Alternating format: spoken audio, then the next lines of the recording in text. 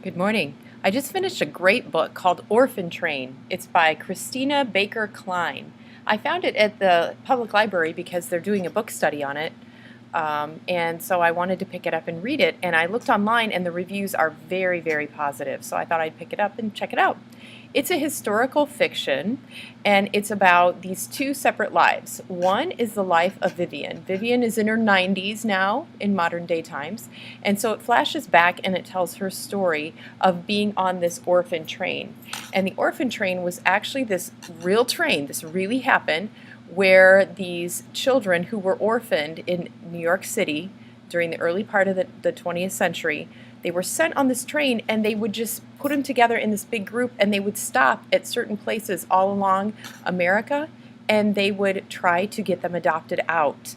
And so they would put these flyers in these major cities and just say something like, the orphan train will be here at 10 o'clock a.m. on Saturday. If you want a child for your house to work or to take care of your other children, please come by and you can adopt them out. Well, as a result, many of the people who adopted these children were, they were mean to them. They made them work.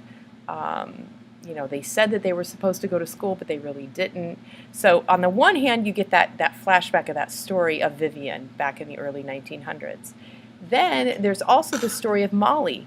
And Molly is in modern day, it's 2011, 2012, somewhere around there. Molly is also an orphan of sorts because her mother is incompetent to keep her, so she's having issues with drugs and so forth.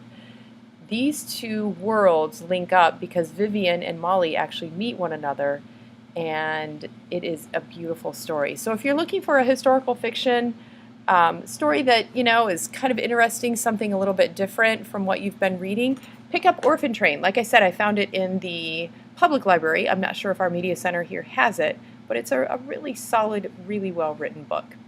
Have a good one.